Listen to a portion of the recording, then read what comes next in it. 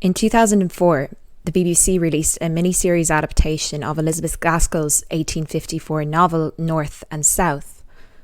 Although the BBC initially had low expectations for the project, North and South quickly became a hit, and this success was largely attributed to Richard Armitage's portrayal of the brooding romantic hero John Thornton. Armitage himself cited another reason for the series' unexpected success: the source material, Gaskell's novel. I think there's something to do with the industrial landscape and the attention to the working classes and the way that the working classes are developing in the story that I think quite a lot of people related to. The plot of North and South centres around a strike in the industrial town of Milton in the north of England, which was based on Manchester. The romance between industrialist John Thornton and clergyman's daughter Margaret Hale takes place in the context of this strike. James Plunkett's 1969 novel, Strumpet City, explores a labour dispute as well, although in this case it is the 1913 Dublin Lockout. Strumpet City was also adapted to TV by Radio Telefís Éireann, RTE for short, in 1980. In contrast to North and South, however, there is very little romance in Strumpet City. Most of the significant relationships in the novel are friendships between men, neighbours, unlikely friends, and co-workers. Then there is the admiration and awe held by many of these men for Jim Larkin, the labour organiser, mysterious and mercurial, who unites the workers of Dublin with his impassioned speeches and evades the police by donning various disguises or by making speeches in unusual places. The author of Strumpet City, James Plunkett, was born in Sandymount in Dublin in 1920. His father and uncle served in the First World War, while another uncle of his was a captain in the National or Free State Army, as it was known at the time.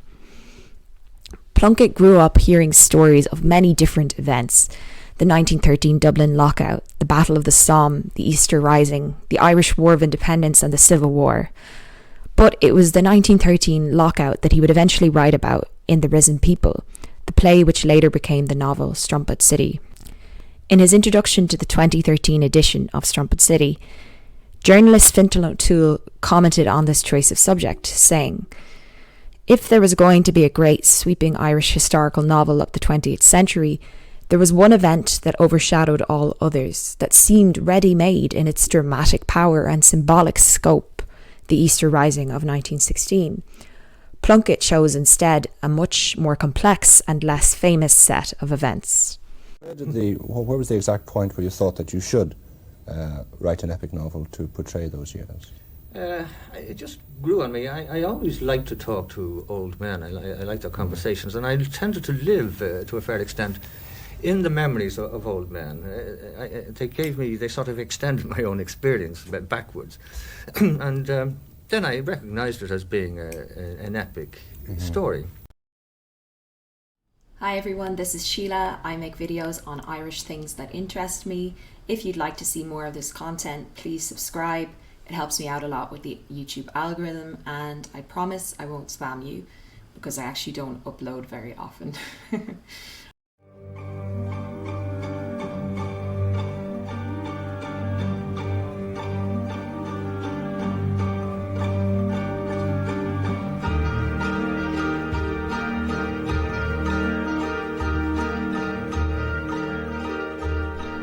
On Saturday the 19th of July 1913, William Martin Murphy called a meeting of his tramway workers in the ancient concert rooms on Great Brunswick Street in Dublin.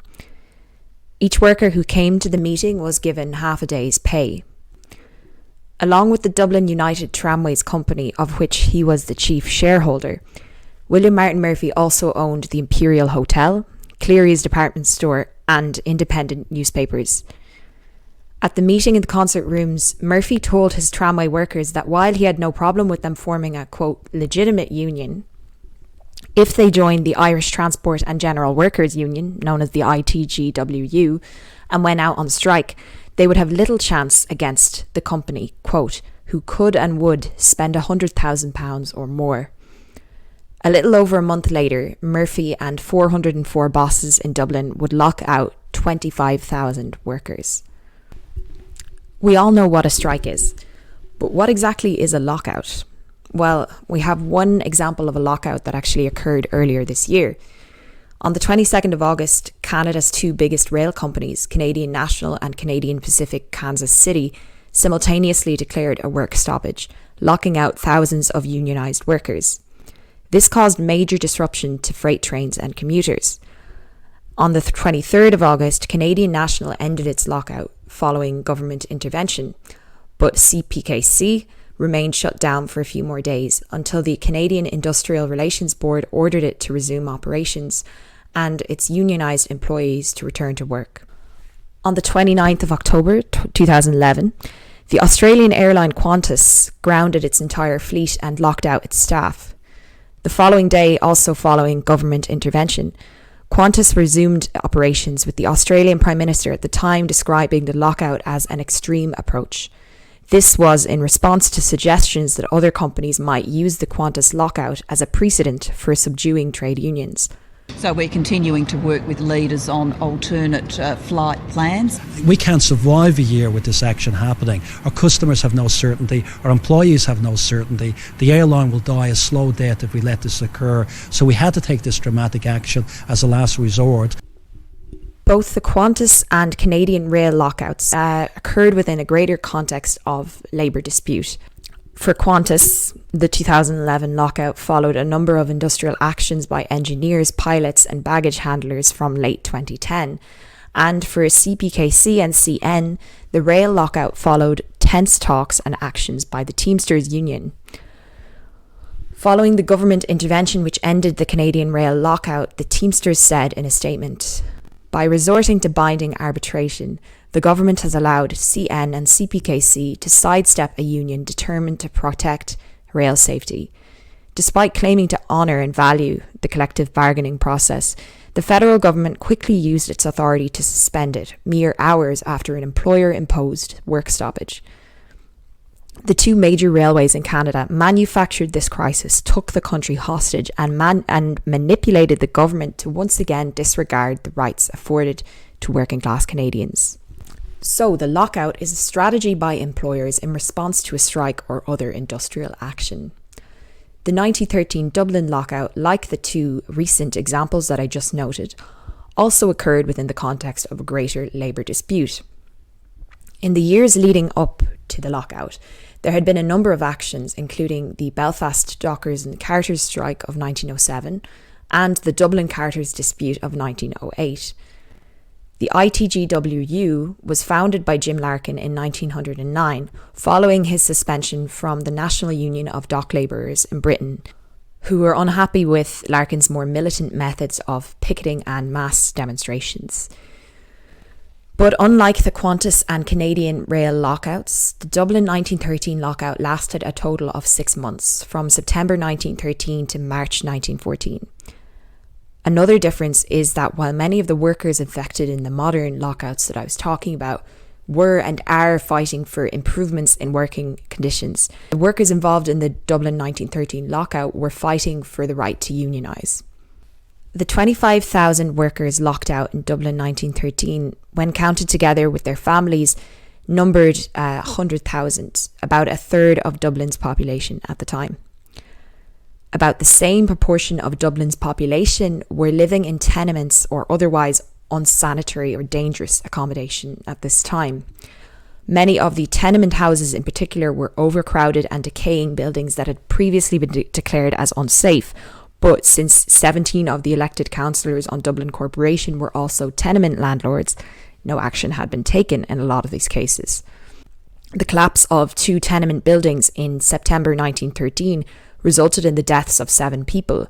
The number would have been much higher, but many of the residents were attending a neighbourhood party at the time. One of the residents killed, 17-year-old Eugene Salmon, had just been locked out from his job at Jacob's Biscuit Factory. As well as poor living conditions, many workers in Dublin at the time of the lockout had no regular income or secure employment. Dublin as a city had an underdeveloped industrial base with an economy mainly based on transport and services. Casual and unskilled labour was very common, as we see in Strumpet City. Casual? What does that mean? You stand at the gate every morning at 8 o'clock Out comes the foreman and says, I want you and you and you. Like that, like. What happens if he doesn't pick you? Oh, well, you just ramble around to the docks and see if you can get work unloading. If you can't, you just go off home and hope for better luck next time. For conductors and drivers in Dublin United Tramways Company, the working day might vary from 9 to 17 hours. They were subject to very strict rules in the workplace, and they were more poorly paid in comparison with their counterparts in Britain. So we can already see a kind of contradiction at the heart of the 1913 lockout. It is an event rooted in a complex labour dispute, which arose from the complex working and living conditions of a city in decline. But the workers involved in this dispute had a basic demand to unionise. This demand was even considered basic at the time. In an open letter addressed to the Dublin employers, which was published in the Irish Times in October 1913, writer and reformer George Russell said the following: "You, masters, asked men to do that which masters of labour in any other city in these islands had not dared to do. You insolently demanded of those men who were members of a trade union that they should resign from that union, and from those who were not members, you insisted on a vow that they would never join it."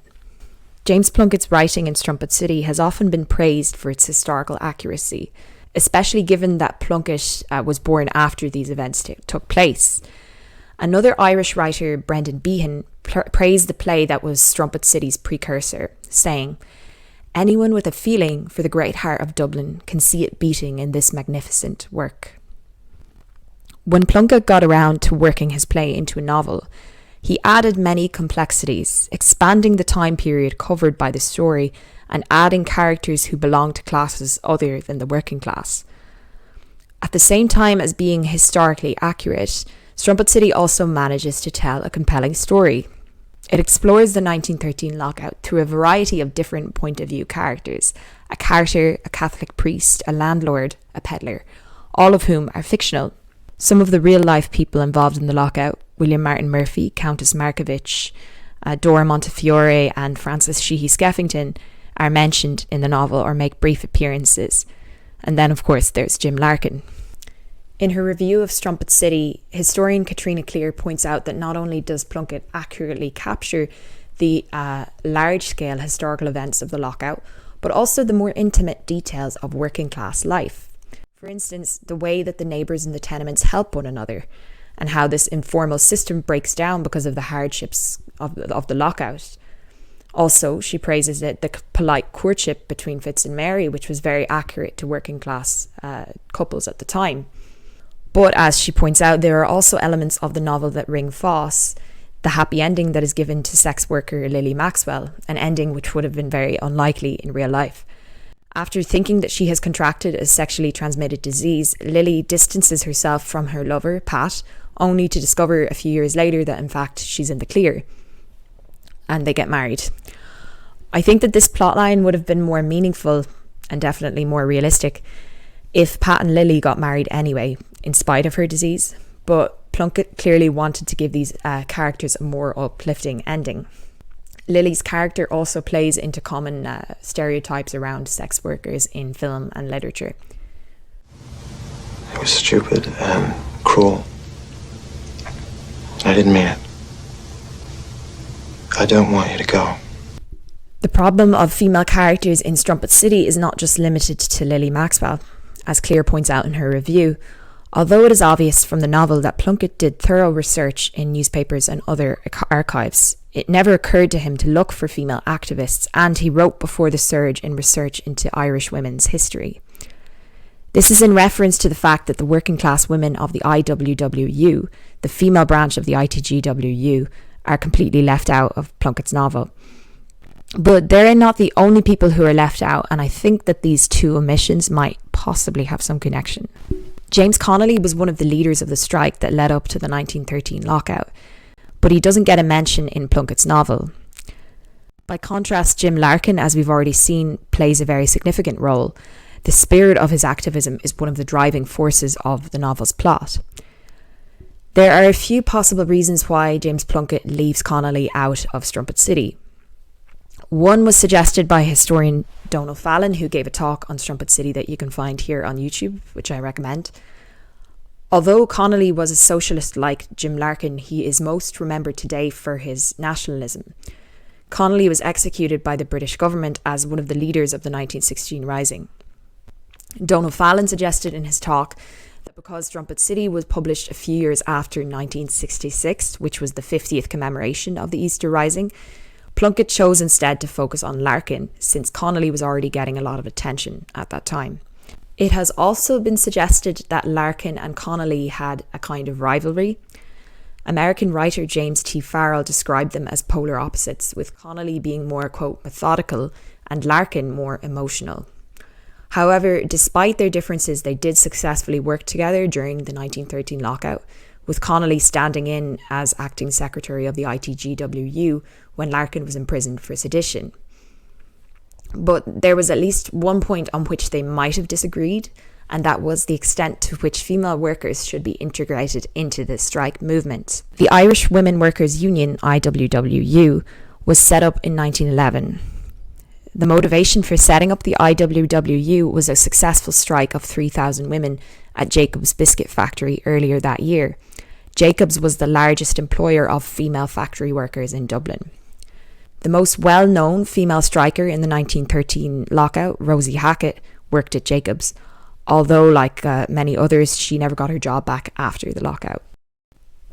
Rosie Hackett worked closely with James Connolly at Liberty Hall, the headquarters of the ITGWU. There was also Delia Larkin, Jim Larkin's sister.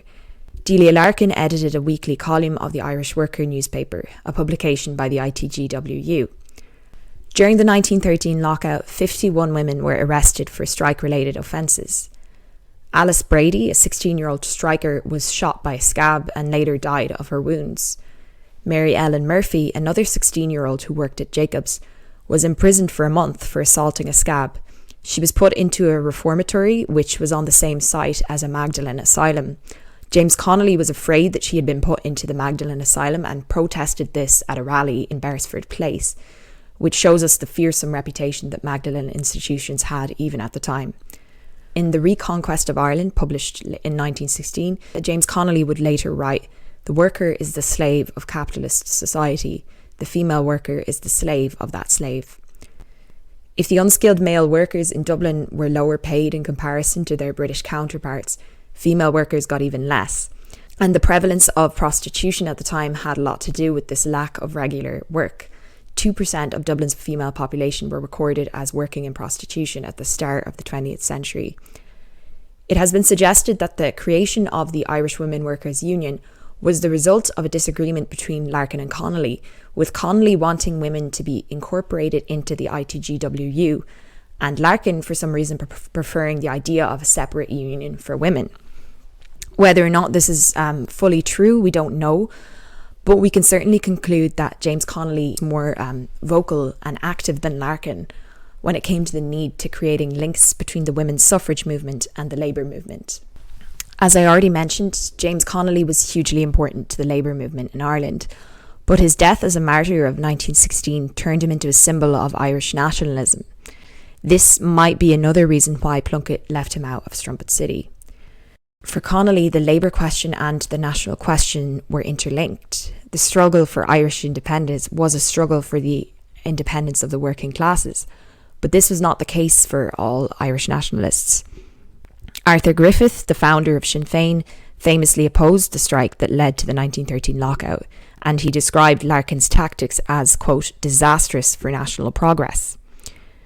William Martin Murphy was a supporter of Home Rule and had even refused knighthood from King Edward VII due to his nationalist principles. Perhaps it's because of this complicated and often antagonistic relationship between Irish nationalism and socialism that Plunkett does not include Connolly in Strumpet City. A fourth possible reason for this omission is that while Plunkett never had the chance to meet Connolly, he did meet Larkin. This adds a personal dimension to the admiration of Larkin that many of the male characters in Strumpet City show. It is also a feeling that is shared by the author himself. When I started to work, I joined a union. In fact, I helped to organise the workers' union in the gas company. And I met Jim Larkin in 1938. And then I became a branch secretary working with him. Go home! Take a rest. That's the help your comrades need from you. It's the help they'll give you one day in return, because it's all the same fight. Before we move on to the next section, I want to touch briefly on the 1980 RTE adaptation of Strumpet City, which is a brilliant adaptation full of standout performances. Lawrence of Arabia's Peter O'Toole plays Jim Larkin, and his scenes are a definite highlight in the series.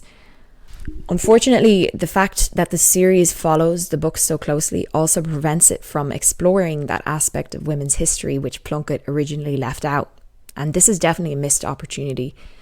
Plunkett was not directly involved in the production, but Hugh Leonard, who wrote the script for the TV series, was happy enough with the source material that he didn't see the need to make many changes. And there's a good storyline, there's marvellous characters, and wonderful scenes, set pieces. But some of the changes that Leonard did make in the TV series somehow actually make the female characters worse. In the novel, for example, Fitz's wife, Mary, is quietly supportive of his decision to support the ITGWU and go on strike, because she sees for him that it's a matter of principle. The adaptation, though, makes her much more resentful and adds this scene in which she confronts Fitz and his friend for preventing another character from taking scab work.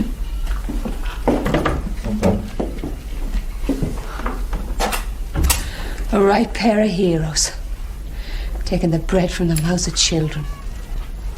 They ought to give you medals, both of you. That's women for you. Plunkett wanted to capture the full complexity of the 1913 Dublin Lockout in his novel. Speaking of the process of writing Strumpet City, he said, quote, "I didn't lift my eye away from the people at any stage. But in neglecting to show the efforts of the female activists of 1913, many of whom paid the same heavy price as their male counterparts, he failed to capture a complete picture of the events, and Hugh Leonard in the RTE adaptation replicated this failing, arguably worsening what were already archetypal female characters."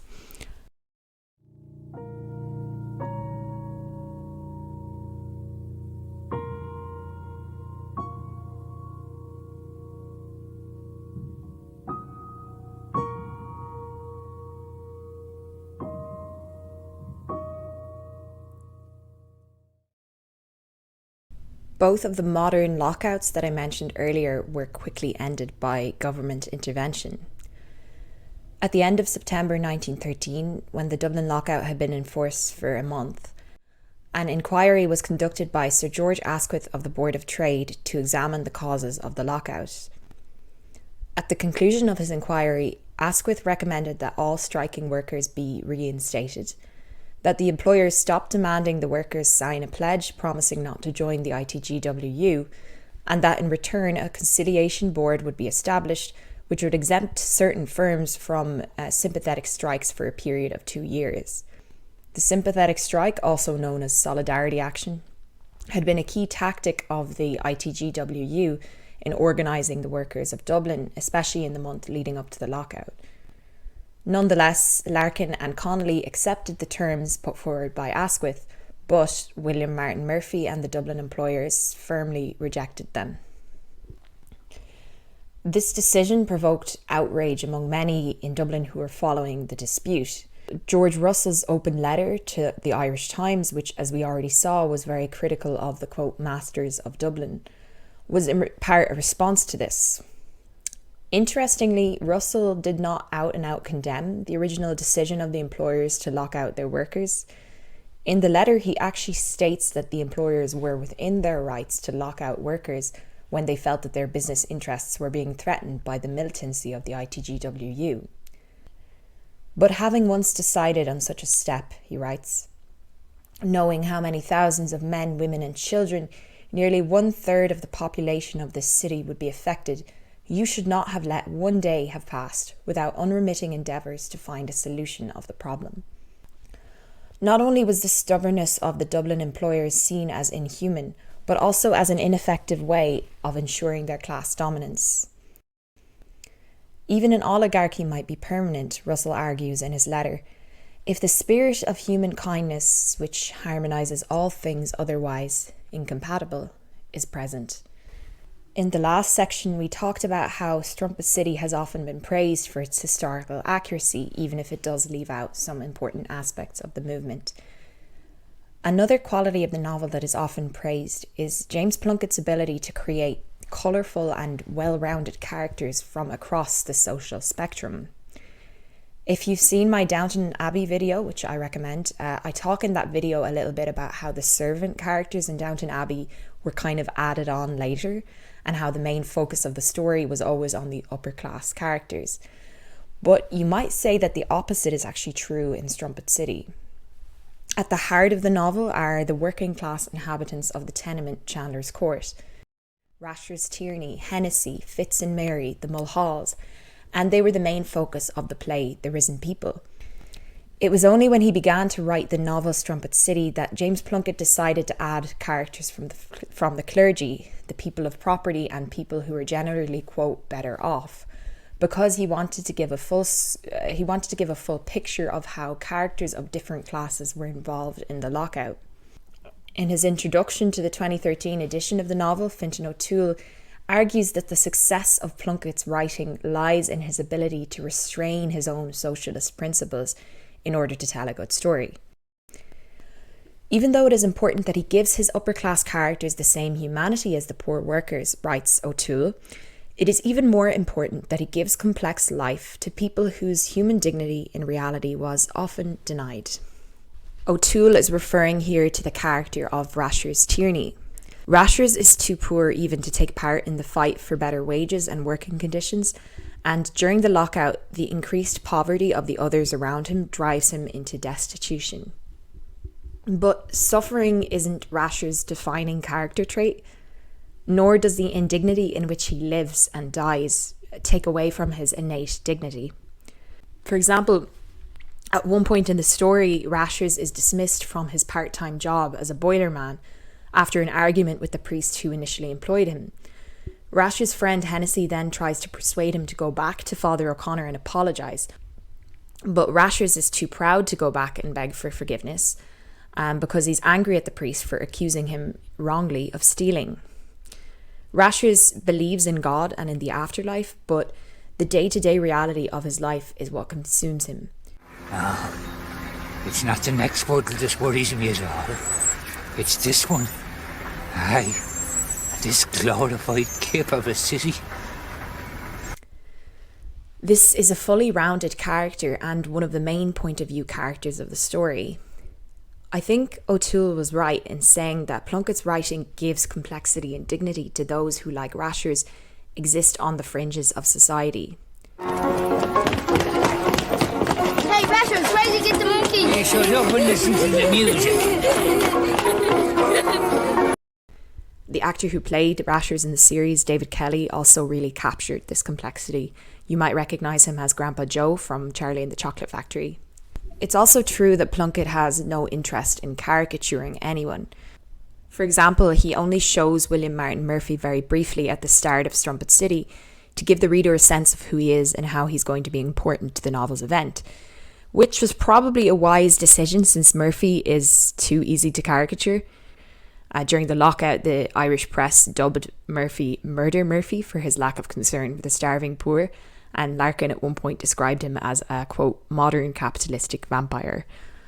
But Fintan O'Toole's argument that James Plunkett gives all of his characters in Strumpet City the same humanity, regardless of their class, is something I take issue with. I would argue instead that with regards to the better off characters, it is their struggle to regain their humanity that Plunkett dramatises in Strumpet City. To show what I mean, let's take a closer look at these characters. First, we have Mr. Yearling, who sits on the board of directors for one of the companies involved in the dispute, but only because of a family connection. He's not a member of the Employers' Federation that made the decision to lock out the workers. Then there's Mr. Bradshaw, a retired civil servant who owns several tenements. The only thing that Mr. Bradshaw is shown to care about in the novel are his profits, but his wife tries to make up for his lack of concern through her own acts of charity. The priests, Father O'Connor and Father Giffley, also have their own different ways of showing charity. The first half of Strumpet City, which takes place in the years leading up to the lockout, balances several different subplots. Many of these narrative strands are then brought together in the second half of the novel, which focuses exclusively on the lockout itself. The various clashes of the lockout, including instances of police brutality, rioting, and right-wing religious mobs, also provide a perfect opportunity for different classes to interact, which we see in Strumpet City. And crucially, these interactions are not always antagonistic. Rather, in Strumpet City, we see many moments where an individual character with authority and privilege will perform an act of kindness or charity. At the start of the novel, Rashers Tierney is arrested during the visit of King Edward VII to Dublin. While Rashers is in jail for the night, the police sergeant takes pity on him and gives him some money. Given what we know about the police brutality that later occurred in the lockout, this is not a throwaway scene. Plunkett includes it for a reason. Why? To remind us that we're all the same at the end of the day, that we're all human? To accept this would be to ignore the context of the scene. Rashers is arrested in the first place while he is trying to sell ribbons to commemorate the king's visit. His ribbons end up being stolen by someone in the crowd, and when Rashers gets angry at this, he's the one who's arrested for supposedly causing trouble. The act of individual kindness shown to him by the police sergeant doesn't undo the injustice of a system that punishes people like Rashers for trying to make a living. It's a glimmer of humanity that is contradictory in itself because it takes place within an inhuman system. The ineffectiveness of individual acts of charity and kindness is also reinforced several times throughout Strumpet City. We often see characters with privilege understanding too late what is needed to fix a certain situation, acting too late for their charity or support to make much of a difference, or in general just doing too little to make much of an impact. Let's take Father O'Connor as the first example. Father O'Connor wants to do good. That's why he requests to be transferred to the working class parish of St. Bridget's at the start of the novel. But he has very fixed ideas on who is deserving of the church's charity and who isn't. And who's we? Myself, the other lads, and Jem Larkin.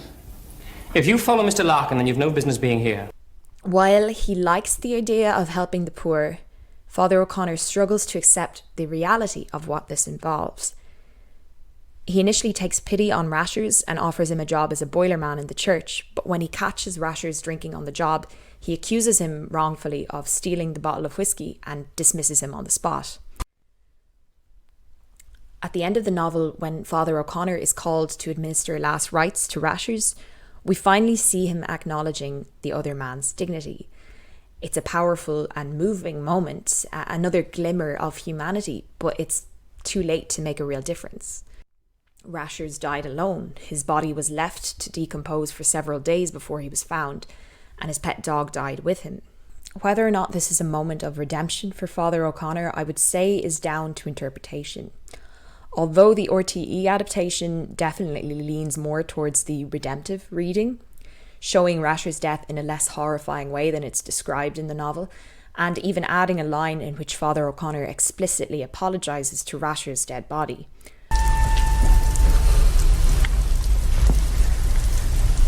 Forgive me.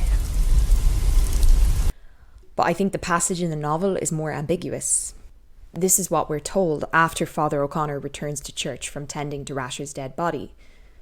By that time, the congregation in St. Bridget's were singing Hail Glorious St. Patrick with great fervour and piety. Father O'Connor listened and felt that he had drawn a little nearer to them, and through them to the God and the way of eternal salvation he so earnestly believed in. Father O'Connor feels that he is closer to humanity than before, but is he?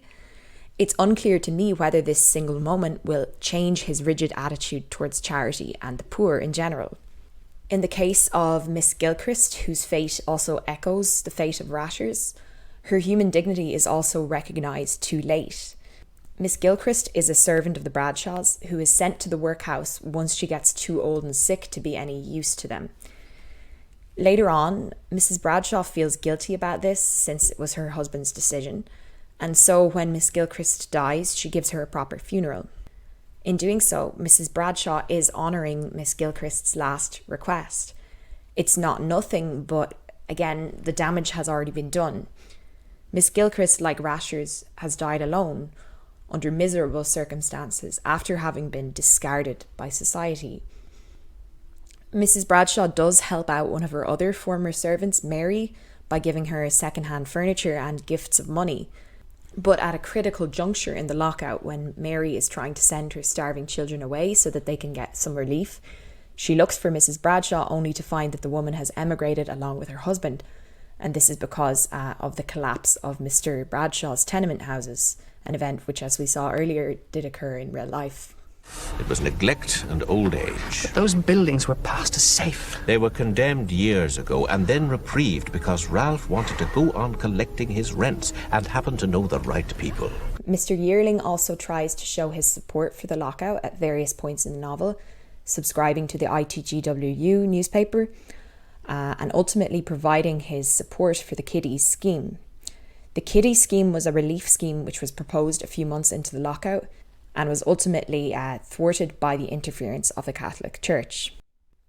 So the failure of this relief scheme is obviously not Yearling's fault, but the fault of the interference of the Church. However, the picture that we get at the end of the novel is not of a man who has regained his own humanity. It's of a man who has given up trying. He knew now he would go to London, not because of the war. The war was irrelevant. Nothing would ever happen in Ireland again, not to him anyway. Nothing ever had.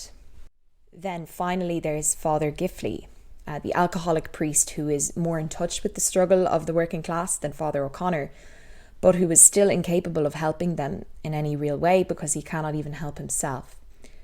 In a very memorable scene in the novel, a drunken Father Giffley goes to Liberty Hall to speak to Jim Larkin in person and offer his support to the locked out workers. Larkin, however, turns Father Giffley down. Because, you see, I'm a priest, and, priest, I speak out, as you do, to one of my least... Father.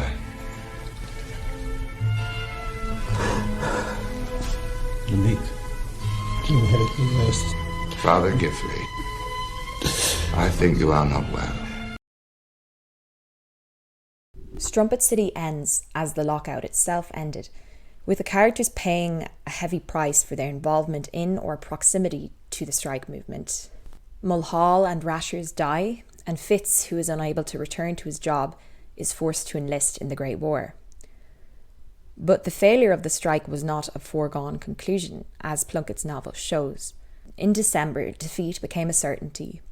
In London, the British Trade Union Council met to consider a plea for sympathetic strike action. It was refused. They promised instead to increase the subsidies so that Dublin strike pay could be improved. The opposite happened. The subscription lists in the Labour papers grew shorter. The central strike fund dwindles almost to nothing. It's important to mention that there was huge support for the locked out Dublin workers in Britain. Back in September, at the start of the lockout, there had been spontaneous solidarity actions in Liverpool, Manchester, Birmingham, Bradford and Crewe, which involved 14,000 workers. Over £150,000 worth of food and money were donated to the lockout cause by the British trade union movement and by socialist organisations and newspapers over the course of the lockout. In November 1913, when Jim Larkin embarked on a series of mass meetings across Britain, which was known as the Fiery Cross Tour, tens of thousands came to hear him speak. But the British Trade Union Council did not take advantage of this support, and their decision not to provide sympathetic strike action meant that British blacklegs, replacement workers, began to be transported to Dublin, and the Dublin employers were able to continue to export their goods. From this point on, Larkin and Connolly began to advise the workers to go back to work if they could without signing the anti-ITGWU pledge. The last workers to return to work were the Jacobs workers in March 1914, although many, like Rosie Hackett, never got their jobs back. In God's name, stop! Think of what you're doing! He is only one man and you are many. Go home. The soldiers are coming. Go in peace. I started off this video by talking about Elizabeth Gaskell's novel North and South, which depicts a strike that took place in the north of England 60 years before the events of the 1913 Dublin Lockout. Gaskell actually based this fictional strike on the Preston Weaver strike of 1853, and she was not the only novelist at the time to do so. Charles Dickens' 1854 novel Hard Times was also based on the Preston strike. Interestingly, this year marked the 170th anniversary of that strike. Some of the sources that I saw also referred to the Preston Weaver strike as a lockout, but I didn't have time to verify this because I was more focused on the 1913 lockout. Maybe this would be a good topic for a future video though. Let me know what you think in the comments.